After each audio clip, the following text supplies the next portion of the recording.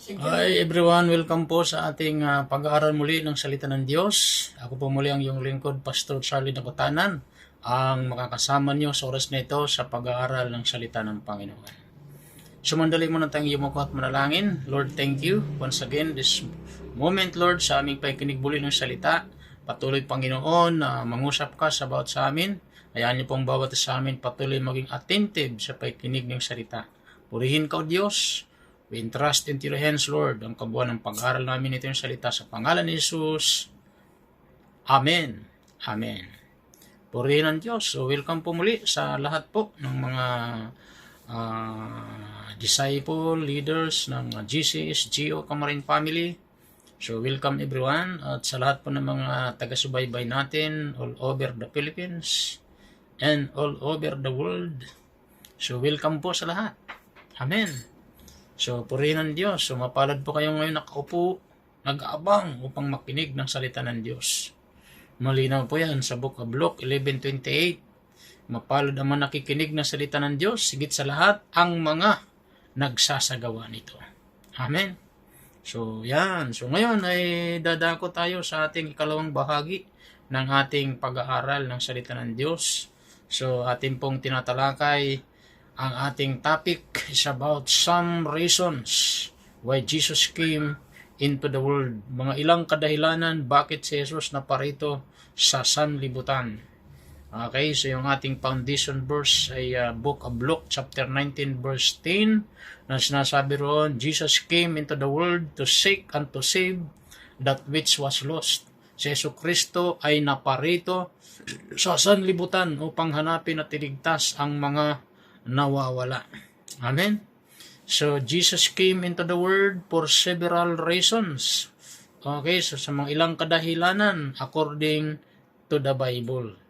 Ayan. So, bago tayo pumunta sa ating pang-anim, nasa pang-lima po ang naibigay ko po nakaraan. So, nice ko pong i-recap ng mabilis po yung 5. So, ano yung dahilan bakit si Jesus naparito sa sanlibutan? Okay, so ano yung mga several reasons according to the Bible bakit siya naparito sa sanlibutan? First is to seek and to save that which was lost. Luke 19 chapter 19 verse 10 and 1 Timothy 1:15. So yun po yung ating napag-aralan. The second, Jesus came to give us eternal life, para bigyan tayo ng buhay na walang hanggan according to John 5:24 and John chapter 3 verse 16. So, yun po ang ikalawa. And third is to reveal God's love to mankind. Yan, according to Romans 5:8 and 1 John 3 verse 16. And fourth is to preach the gospel, according to Mark chapter 1 verse 38. Okay, and even in the book of Mark 16:15, tayo po ay inuutosan ng Diyos to preach the gospel. So, and yan po yung pang-apat. And at ano bang ibig sabihin ng gospel? So, the gospel, that means Jesus Christ's birth, and Jesus Christ's death, and Jesus Christ's resurrection. That's the gospel. That's the good news. Yan, according to Romans 1:16. So, yun po ang nabanggit ni Paul na hindi niya ikinahiya ang mag-preach ng gospel. Why? Because it is the power of God. Hallelujah. Para magligtas. Sabi nga niya, una sa mga Hudyo, gayon din sa mga Griego. And number 5 na ating tinalakay last week is to give us life and may have it more abundantly, according to John 10:10. Okay, at ang original plan nga po ng tao, o ng Diyos sa tao, lagi nating tandaan yung Genesis 2 verse 15, na ayaw ng Diyos ang tao ay maghirap. Pagkatapos niyang create ang tao, dinala niya sa Garden of Eden upang kanyang alagaan at pagyamanin. Amen? And 2 Corinthians 8 verse 9, sinasabi roon na si Jesus, bagamat siya'y mayaman, ay nagpakadukha upang ikaw at ako ay magsiyaman. Hallelujah. Amen. Okay, so pupunta na po tayo sa pang-anim. Pang-anim na dahilan bakit si Jesus ay naparito sa sanlibutan is to establish the kingdom of God. Upang itatag ang kaharian ng Diyos. Amen. Take note, Jesus came to establish the kingdom of God on earth and to invite people.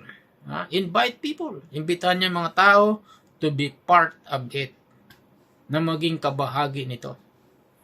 So, yun ang dahilan bakit Jesus naparito sa sanlibutan.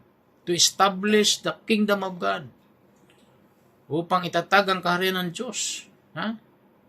So, Jesus came to establish the kingdom of God on earth, sa mundong ito. To invite people to be a part of it. At imbitahan niya ang maraming mga tao at maging kabahagi nito. Amen? Tinuro niya sa kanyang mga disciples sa book of Matthew 6 verse 10.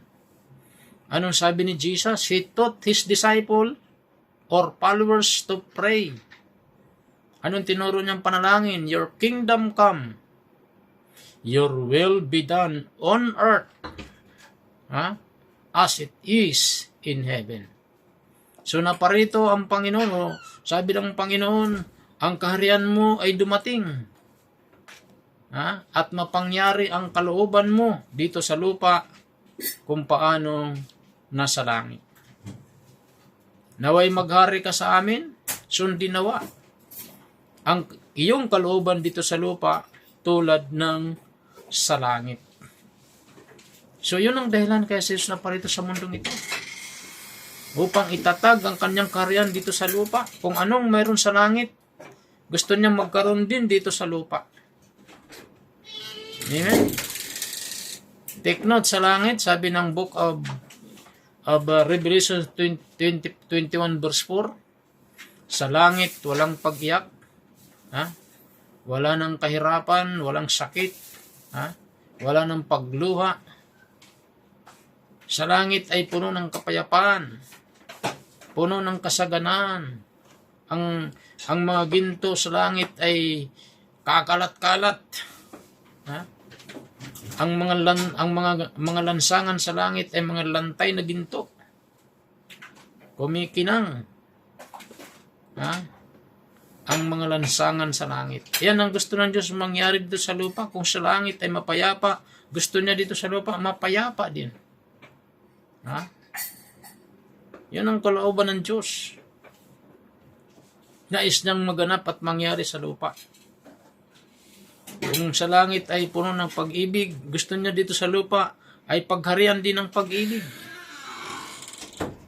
Amen. So, ang mundo natin ngayong ginagalawan ay puno ng hatred, puno ng kaguluhan, kagaya ng mga digmaang nagaganap sa iba't ibang panig ng mundo. Mga kaguluhan, digmaan ng Israel, ng mga Hamas, Iran, Russia, and Ukraine. Marami nang namamatay. Hindi po yan kalooban ng Diyos. Gusto ng Diyos, maghari ang kapayapaan. Pag-ibig, paano mangyayari yun? Kung ang lahat ng tao ay kikilanli ng Panginoong Jesus, mananalig sa Panginoong Hesus, tatanggapin ang Panginoong Hesus sa kanyang puso bilang Panginoon at tagapagligtas, doon lamang po mangyayari po ang kalooban ng Diyos. Kung ano mayroon sa langit ay nais na magkaroon dito sa lupa. Doon mangyayari ang tinatawag na pagmamahalan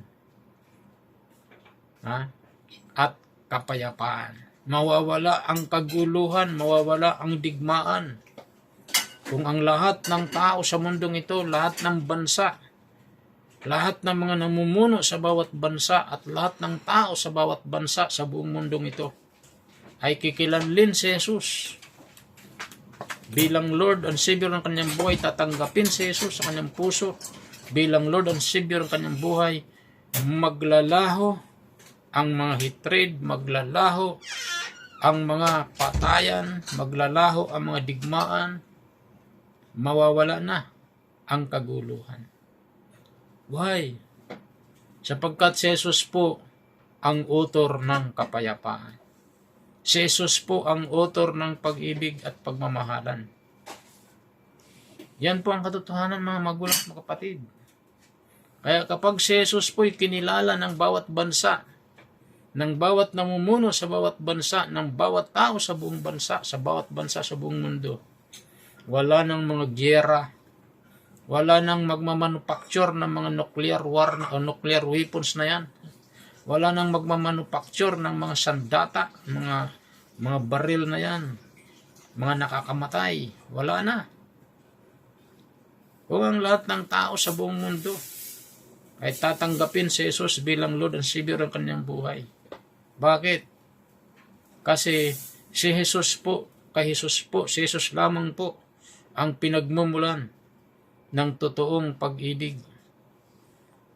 Siya ang pinagmumulan ng kapayapaan, author ng kapayapaan si Jesus. Kaya nga tinagurian siyang Prince of Peace, prinsipe ng kapayapaan, according sa Book of Isaiah, chapter 9, verse 6. Amen?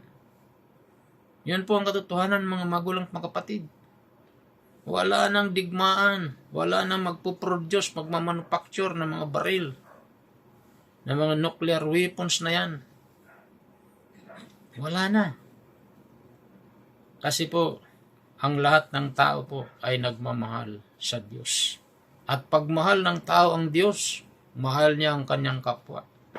Hindi niya pwedeng gawa ng masama ang kanyang kapwa. Pagmahal niya ang Diyos.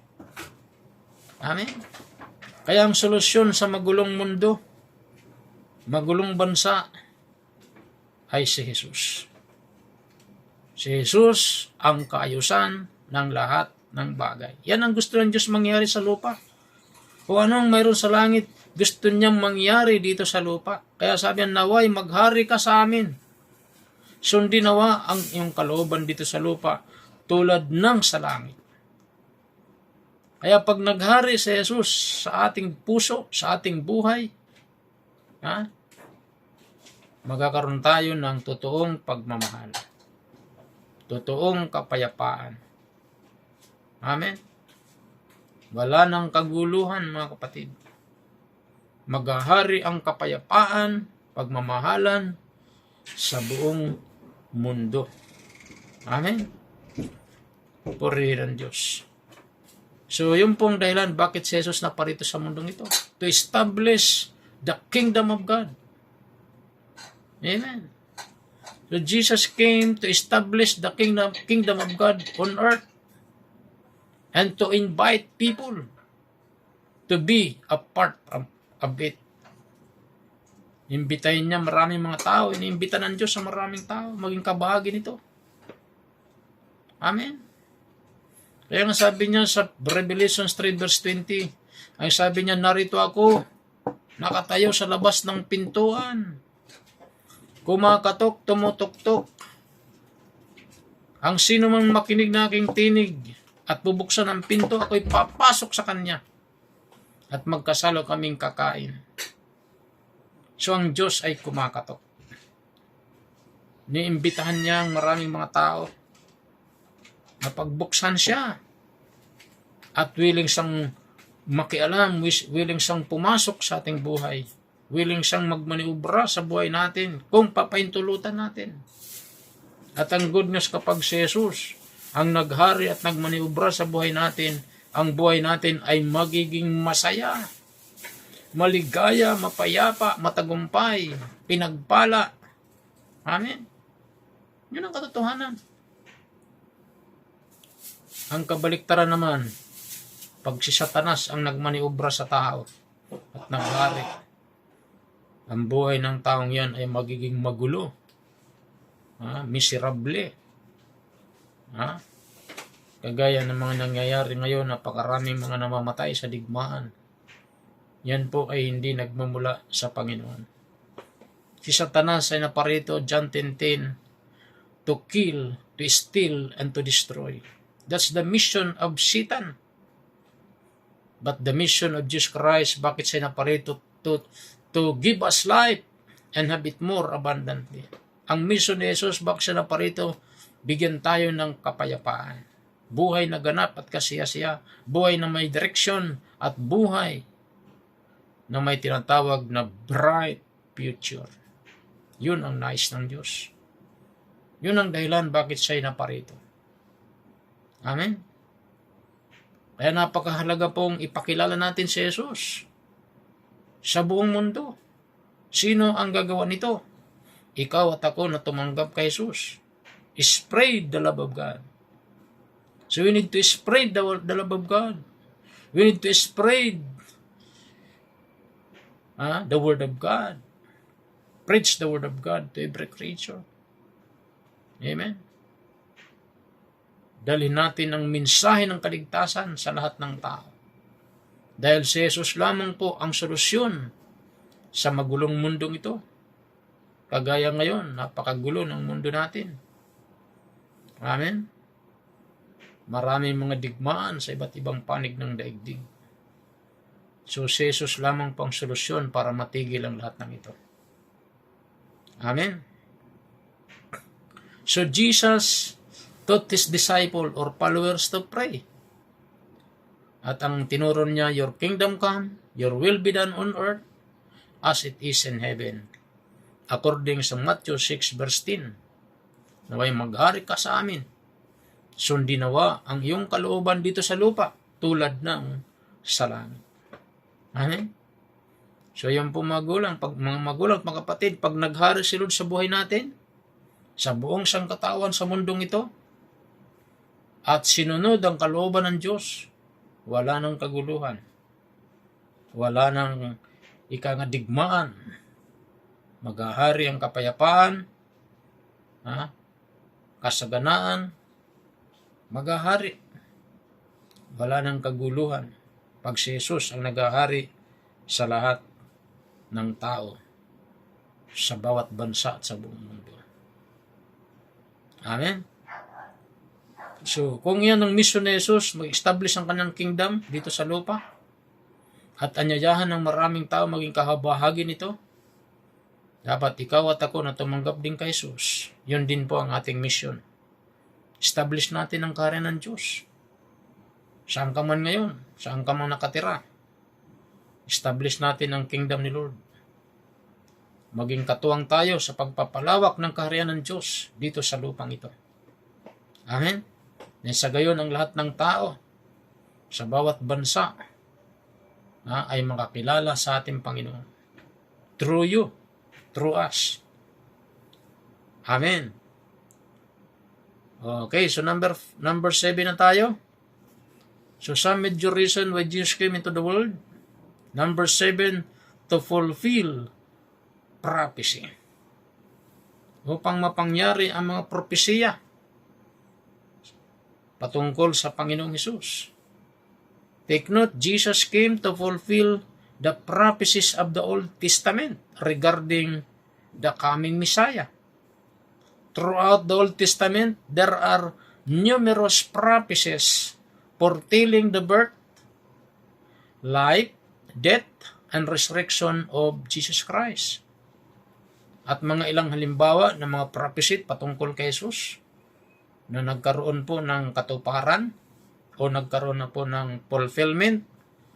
Yung prophecy po ng Panginoon patungkol kay Jesus sa Book of Isaiah, chapter 9, verse 6, na fulfilled po sa Book of Luke, chapter 2, verse 7. Amen? So, yun po, nagkaroon po ng kaganapan sa Book of Luke, chapter 2, verse 7. So, pwede nyo po yan tingnan sa inyong mga Bible. Sa Book of Luke, sa New Testament po, mga kapatid. Book of Luke, chapter 2, verse 7. So, ano po yung nakalagay doon? Basahin natin.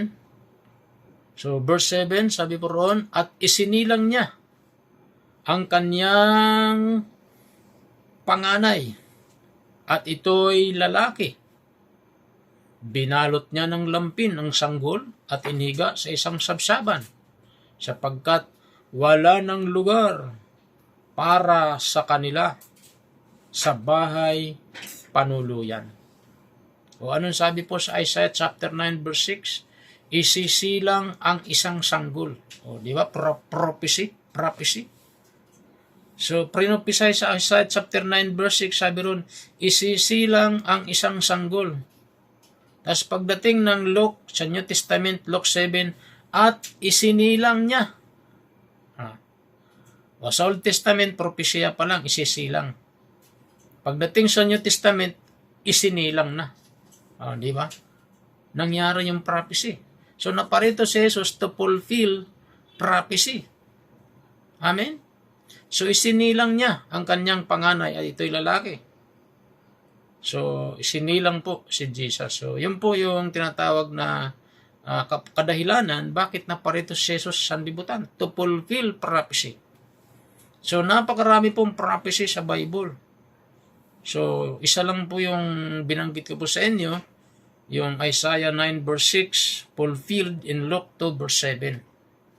Amen? Hallelujah. So, yun po, mga magulang at mga kapatid. Yan pong dahilan bakit si Jesus naparito sa mundong ito.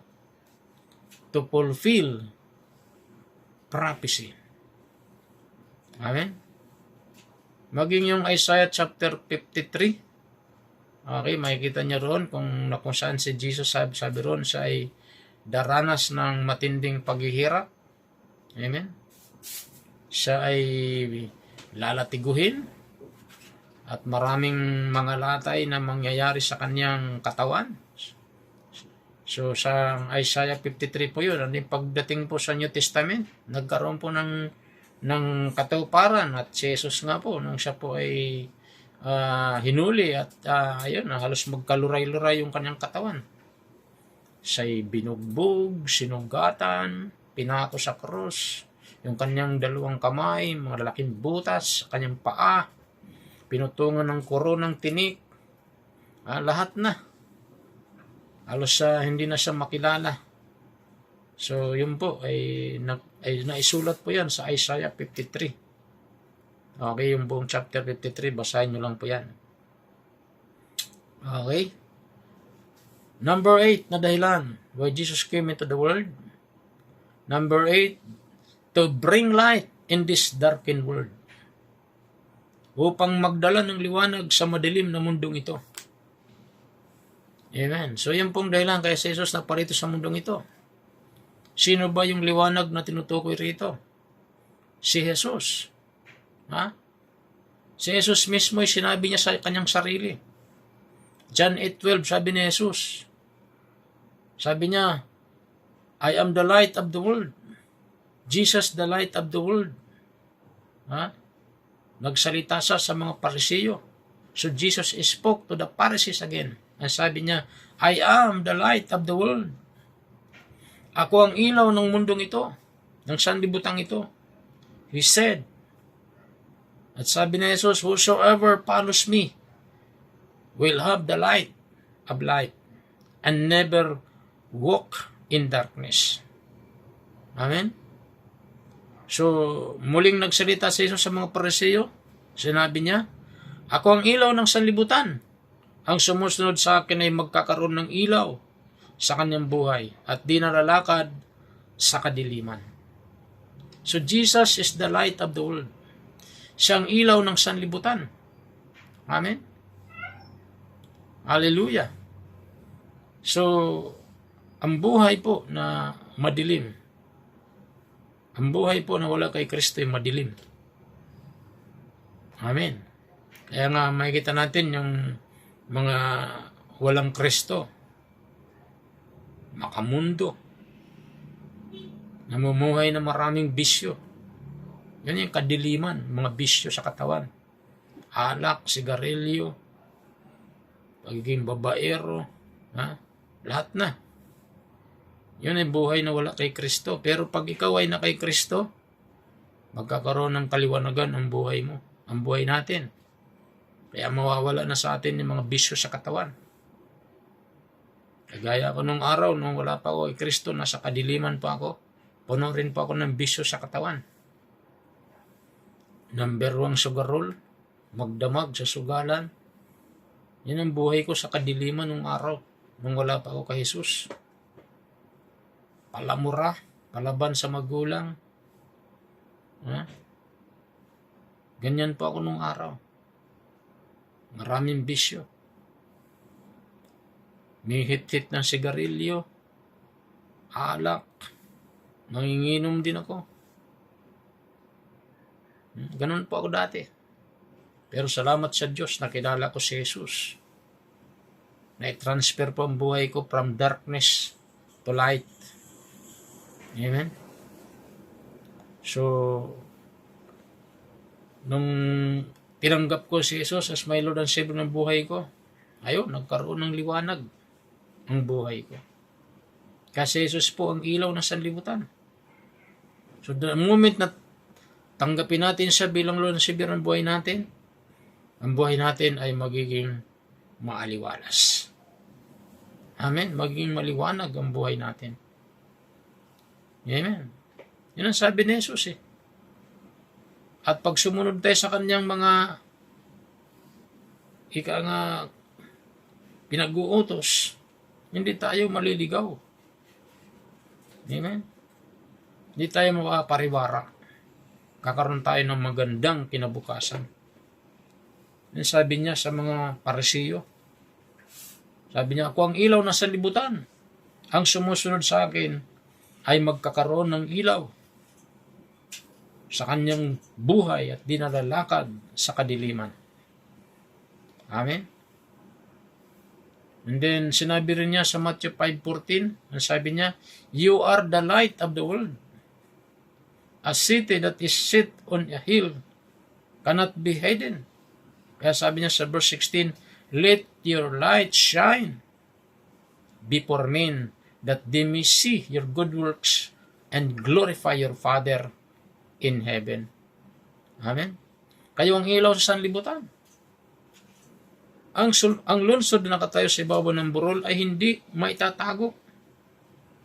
Gayon din naman, dapat ninyong paliwanagin ang inyong ilaw sa harap ng mga tao upang makita nila ang iyong mabubuting gawa at papurihan ang inyong amang nasa langit. Wow.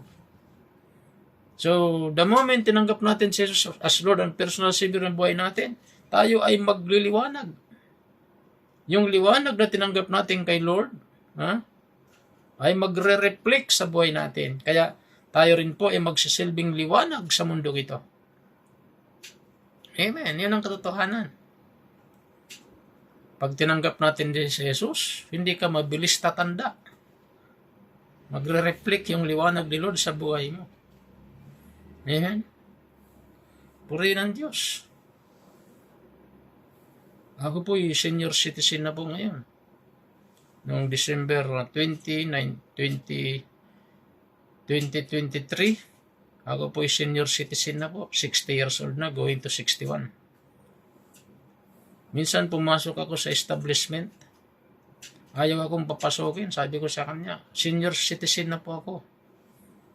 Sabi sa akin, patingin niya ID mo kung talagang senior citizen ka. Ayaw niya akong papasokin at ayaw maniwala. Ayaw maniwala na senior citizen na ako. 2 beses. Sabi sa akin, akin na tingnan ko ang ID mo kung talagang senior citizen ka.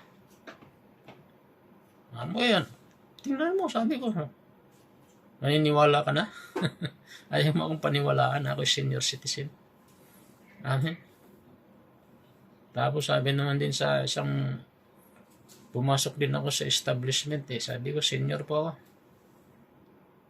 Hindi rin siya makapaniwala. Sabi niya, yung senior, bata ka pa. So, ayaw lang maniwala. Kaya pag tayo po yung mga anak ng Diyos, hindi tayo mabilis tatanda. Magre-reflect sa atin yung liwanag ng Diyos. Amen. Hallelujah. So, yun po. Malinaw po sabi niya, dapat magliwanag kayo. Paliwanagin ninyo ang ilaw. Because you're the light of the world. Amen? Pakita tayo, kakaiba na tayo sa mundong ito. Yung mundong ito ay may hikaw sa dila, may hikaw sa ilong, may hikaw sa tainga, Tadtad ng hikaw hanggang taas, mula dito hanggang dito. May hikaw sa ilong. Ikaw hindi na. Huwag mong gagayahin yan, mga sanlibutan. Iba na tayo. Anak tayo ng Diyos. Kaya huwag kang maghihikaw sa dila, sa ilong, sa mata, sa tainga. Huwag mong punuin ng hikaw yung tainga mo niyan. Pinagbabawal ng Diyos yan. Amen. Dapat hindi ka rin nagpapatato. Bawal din po yan sa Panginoon. Kung anak ka ng Diyos. Hindi tayo compromising. Nasa iliwanag na tayo. Wala tayo sa dilim. Gawain lang po yan ng mga taong nasa dilim. Amen. Ganon din naman sa pag-boyfriend, pag-girlfriend, pag nasa liwanag ka na. Huwag ka na tutulad sa sanlibutan. Tigta-tatlo girlfriend. Tigta-tatlong boyfriend. Isa lang. At siyempre, pag born again ka, dapat Christian din ang boyfriend mo. Hindi lang basta Christian, kundi naglilingkod sa Panginoon. Amen? Hallelujah. So, wag natin gaya ng sanlibutan. Amen? Iba na tayo. Anak tayo ng Diyos. Nagre-reflect na sa atin ang image ni Lord. Nasa liwanag na po tayo, mga kapatid. Amen? Kung ang sanlibutan, pag nag-girlfriend, nag-boyfriend, nagsasama na sila sa isang bubong. Pag born again ka, pag may girlfriend ka at may boyfriend ka, hindi kayo pwedeng magsama sa isang bubong. Magdidistansya muna kayo. At saka lang kayo magsasama sa isang bubong pagkasal na kayo. Yun ang mga totoong born again. Amen? Kasi pag ang nagsasama na mag-boyfriend, mag-girlfriend sa isang bubong, yan po ay tawag doon, fornication. Ganon din naman kung ikaw may asawa na. Dapat, nakapokus ka lang sa asawa mo. Hindi ka dapat nangangaliwa. Kasi, pag may asawa ka na at nangangaliwa ka pa, ang tawag doon, adultery. So, yun po yung mga nasa liwanag na, iba na pong ginagawa natin. Di na po natin tinutularan yung mga ginagawa ng sanlibutan. Sanlibutan, okay lang sa kanila. Gumawa ng maraming kasalanan. Ng iba't ibang uri ng kasalanan. Pero tayo po, mga nagliliwanag na, iba na tayo. Si Lord po ang ating pinaghahari sa buhay natin. Amen? So yan ang dahilan kaya si Jesus na parito sa mundong ito. Upang liwanagan ang madilim na mundong ito. Madilim ang mundong ito. Bakit? Puno ng karahasan. Puno ng mga imoralidad. Puno ng kaguluhan. Yan ang mundo natin, madilim. Pero, papasalamat tayo kay Lord. Tinanggap na natin si Lord. Nagliliwanag na tayo. Kaya hindi na natin dapat tularan ang ginagawa ng sanlibutan. Amen? So, yun po, mga kapatid, ang pangwalo na dahilan. Bakit si Jesus naparito sa mundong ito? To bring light in this darkened world. Upang magdala ng liwanag sa madilim na mundong ito. Jesus is the light. Si Jesus po ang liwanag. Kaya nga sabi niya, dahil sa ang liwanag, sabi ni Jesus, whoever follows me will have the light of life and will never walk in darkness. Amen? So, ang sabi niya, ako ang ilaw ng sanlibutan. Ang sumusunod sa akin ay magkakaroon ng ilaw sa kanyang buhay at di nalalakad sa kadiliman. Amen? Okay, pangsiyam. Hanggang 10 pala to. Pangsiyam, to destroy the works of the devil. To destroy the works of the devil. 1 John 3 verse 8, sabi ron, he who sins of the devil, that he who sins is of the devil. For the devil has sinned from the beginning. For this purpose, the Son of God was manifested, that he might destroy the works of the devil. Nagpatuloy sa pagkakasala ay kampo ng dyablo, sapagkat sa simula pa ay gumawa na ng kasalanan ng dyablo. Kaya't naparito ang anak ng Diyos upang wasakin ang mga gawa ng dyablo. Amen? Yun ang kadahilanan bakit si Jesus na pumunta sa mundong ito upang wasakin ang mga gawa ng dyablo. Amen? Yan tanong, ano ba yung mga gawa ng dyablo? So nabanggit ko na kanina, yung mga karahasan, mga digmaan, mga patayan, mga masamang bisyo na yan sa katawan. Yung mga gawa ng dyablo. Naparito sa upang wasakin. Ngayon, ang tanong, paano mawawasak yung gawa ng dyablo sa buhay ng tao? Simple lang po. Amen? Simple lang. The moment binuksan natin ating puso, tinanggap natin si Jesus bilang Lord and Savior ng buhay natin, nanampalataya tayo sa Kanya. Doon magsisimulang mawasak ang gawa ng dyablo sa buhay ng tao. Halimbawa po, example, sarili ko mismo. Nung hindi ko pa po tinatanggap si Kristo bilang Lord and Savior ng buhay ko, madalas ko pong binabanggit sa inyo, ako po ay manginginom. Iba-ibang alak po iniinom ko. Syoktong, Blue Label, Tanduay, gin. Tapos iba-ibang sigarilyo rin po ang aking hinihit-hit. Mga pangalan ng sigarilyo ng araw ay hinihit-hit ko ay Champion, La Campana, so Hope. Yan yung mga hinihit-hit ko nung araw. Pag humit-hit ako niyan, lulunukin ko ang usok tapos ilalabas ko sa ilong. So ganyan po ang ginagawa ko dating wala pa ako kay Kristo. Yun ang gawain ng kadiliman. Ano pa? Ng mga kadiliman na ginagawa ko, number 1 pa akong sugarol, magdamag. Sisimula ko sa umaga hanggang magdamag, hanggang kinabukasan, sugal, araw-araw. Kaya nagagalit po yung aking mga magulang sa kasusugal ko. Nauubos ko lang sa sugal yung mga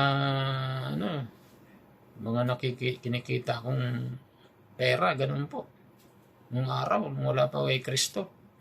That was mga 1978, 1980s. Yung 79, ganyan yung buhay ko dati. Okay? So, yun po. And then, palaban sa magulang. Ganyan pa ako dati. Palamura. Bibig kong ito, puro mura lumalabas nito. Madulas lang ako, mura na. Wala akong pinipili, bata matanda. Ganyan yung gawa ng dyablo sa buhay ko nung araw. Wala pa kay Kristo. So, yun po. Palaban sa magulang.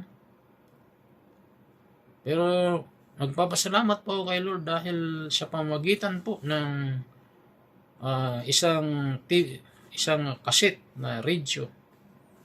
Di ko po makakalimutan yun. Pinaka-ate ko nung araw sa trabaho ko, si Ate Dayon. Dayon ang pangalan nun. Nasa Hamurao nakatira sa Leyte. Okay? Tagal na kami din nagkikita. Pinaka-ate-ate ko nung araw. Pinahiram niya ako ng cassette radio niya. That was 1987. Pinahiram niya ako. At nung pinahiram niya po ako, wow! Doon ko po napakinggan ang Word of God. So, ang madalas kong pinapakinggan nung araw, tuwing alas 5, si Kuya Cesar na mabagal magsalita. Yun lagi kong pinapakinggan. Pero nung bandang isang araw po, isang hapon, inikot ko yung radio. Napunta ako sa DW, sa isang programang Laging Tagumpay. Buhay pa po noon si Bishop Jonathan, siya nangangaral na Ebanghelyo. So napakinggan ko po yun, and then naging addict na po ako noon. Ibig sabihin addict, yun na po yung pinapakinggan ko. So, hindi po masama yung salitang addict kung addict ka na sa salita ng Diyos. Naging addict na po ako sa pakikinig ng Word of God. Through Bishop Jonathan, nang buhay pa yun. Ayun, tuwing alas 5 po ng hapon, lagi ko na po abangan yun. Yung pangangaral ni Bishop Jonathan, nang buhay pa yun. Puri ng Diyos. Naintindihan ko po yung kanyang pangangaral. And then, doon sumuko ko kay Lord through radio. That was 1987, September 19. Puri ng Diyos.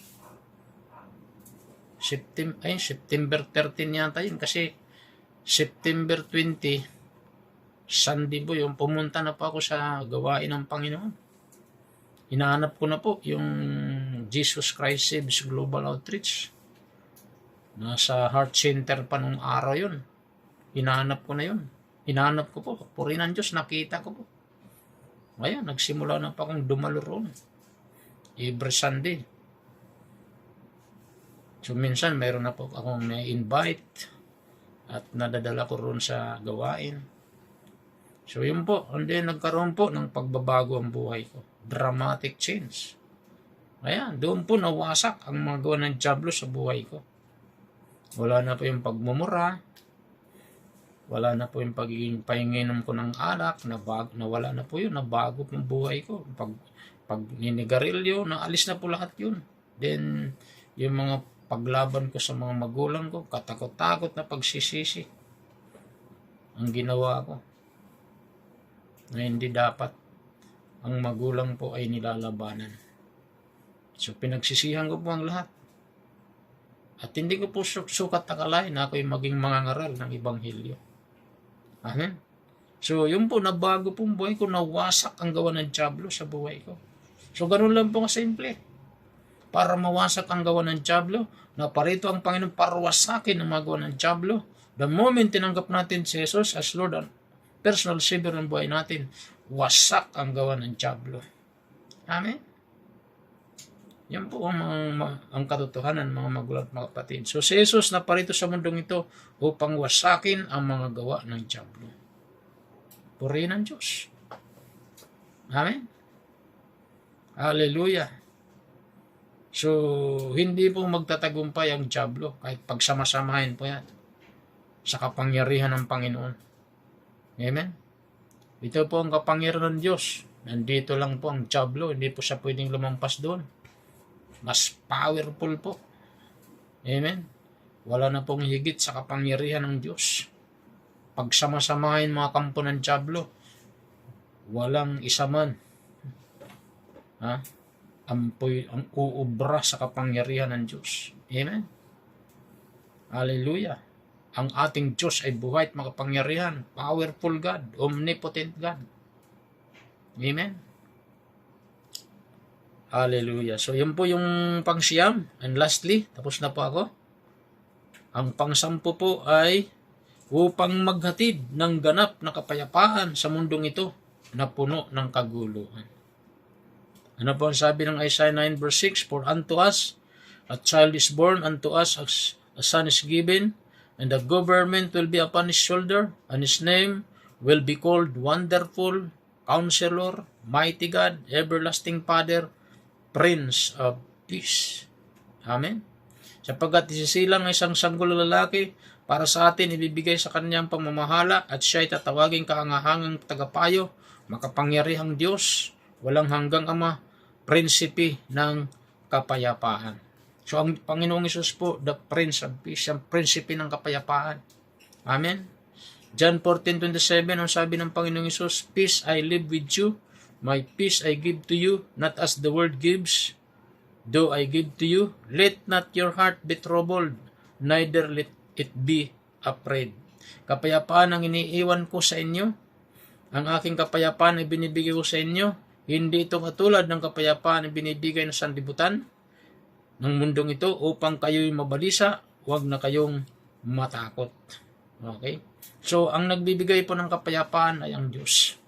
Ang Panginoong Hesus, naparito siya para bigyan tayo ng perfect peace, ganap na kapayapaan. Amen? So, ang tunay na kapayapaan, nagmumula lamang sa Diyos. Madalas kong binabanggit ang kapayapaan ay hindi mo matatagpuan sa mga diamonds, mga gold bar, mga ari-arian, mga kayamanan ng mundong ito. Hindi mo matatagpuan ang totoong kayamanan. Sa mga accomplishment mo, mga career, sa matataas na degree inabot mo, wala dyan ang kapayapaan. Amen? Tanging na kay Jesus lamang po ang totoong perpektong kapayapaan. The moment na pinaghari natin sa buhay natin, tinanggap siya sa buhay natin, Maghahari ang kapayapaan sa ating isip, sa ating puso. Amen. Kahit magulong mundong ito, makakangiti ka pa rin. Mapayapa pa rin ang isip mo, makakatulog ka ng masarap. Amen. Pag si Jesus ang naghahari sa puso natin. Yun ang dahilan kaya si Jesus na parito sa mundong ito upang maghatid ng perpektong kapayapaan. Amen. Kaya kung ikaw kapatid na ikinig ngayon, magulo buhay mo. Simple lang po. Kilalanin po ninyo si Jesus bilang Lord and Savior ng buhay niyo. Tinitiyak ko po sa inyo. Kahit magulo ang mundong ito, maging mapayapa ang buhay mo. Ang buhay natin. Yun ang katotohanan, mga kapatid. Amen. So sa ating conclusion, again, sa ating summary overall, so some reason why Jesus came into the world. Amen.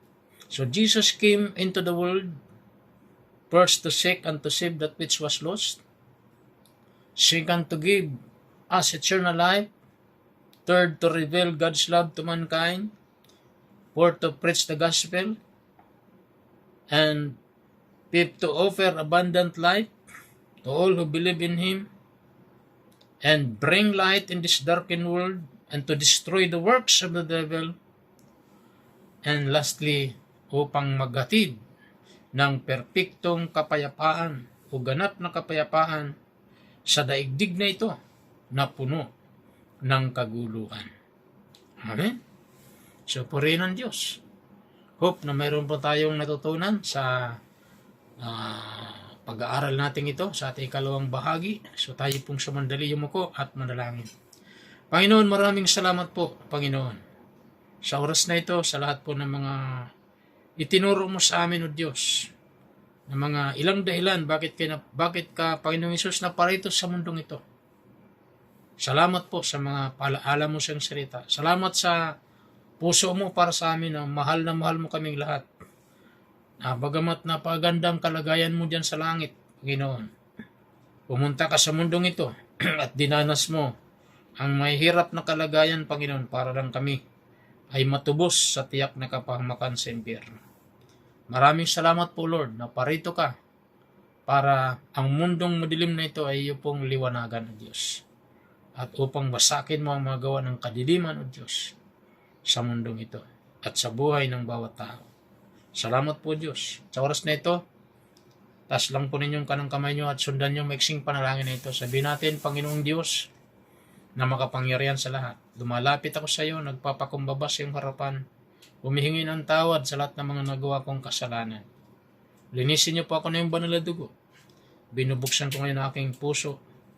Panginoong Hesus, tinatanggap kita bilang aking Panginoon at tagapagligtas. Isulat niyo po ang aking pangalan sa aklat ng buhay sa pangalan ni Hesus.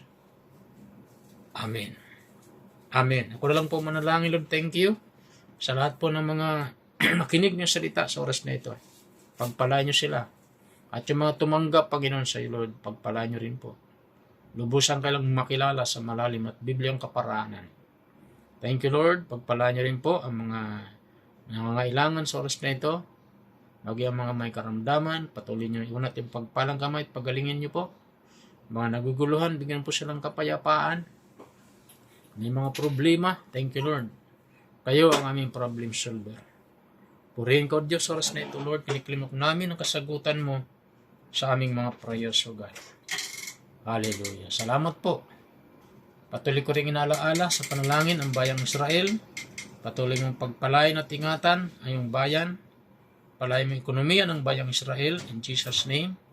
Sabi mo sa salita, sino man magmahal, magpala sa iyong bayan, mamahalin mo at pagpapalain. Salamat din po, matigil na po ang digmaan ng Diyos sa Israel. In Jesus' name. Tigil na po ng pagyera ng Iran, Hamas, Hezbollah, at ang mga ilang pa pong mga gumigira sa Israel. Itigil na po nila ito sa pangalan ni Jesus. At magkaroon na po ng pagkakasundo, pagmamahalan. Wala na po mga digmaan na maganap. In Jesus' name. Maging ang Russia at ang Ukraine, matigil na rin po ang digmaan na ito. Maghari ang kapayapaan sa buong Middle East at sa buong mundo. At maging bayang Pilipinas, pangtilin po ang kapayapaan sa bansang ito. Ang lahat ng namumuno sa bayang ito ay maging God-fearing lahat. Magpalaya rin po ekonomiya ng aming bayan, Lord. In Jesus' name. Salamat po, Diyos. Purihin ang pangalan o God. Hallelujah, hallelujah. All honor, glory, power belongs to you. In Jesus' name, this is our prayer. Amen. Amen. Okay, so God bless po sa lahat. So thank you very much sa inyong pakikinig. So mga ilang paalala lang po. Every Sunday po ay inimbita po namin kayo sa ating Sunday service celebration. 9 o'clock in the morning. Doon lamang po yan sa number 500 Hillcrest Village, Camarin Road, Caloocan City. So dalhin niyo po ang inyong buong sambayan. At gayon din, every Thursday ang ating midweek service ay tuloy-tuloy po. 6:30 p.m. through it be live ng ating Jesus Christ Saves Global Outreach Church FB page. Okay, so mag-like din po kayo at manood at makinig ng ating midweek service. And then every Wednesday, tuloy-tuloy rin po ang ating regular online prayer through Google Meet. So mag-participate po tayo, mag-join po tayo. And every Saturday, yung ating regular morning, on-site morning prayer, 8 o'clock in the morning sa church. So tayo po ay makiisa sa ating pananalangin para sa ating bansa at sa mga iba pa nating mga pinapanalangin. Amen. So yun lamang po ating mga reminders. So God bless po sa lahat. Pagpalain tayong lahat ni Lord. Bye-bye.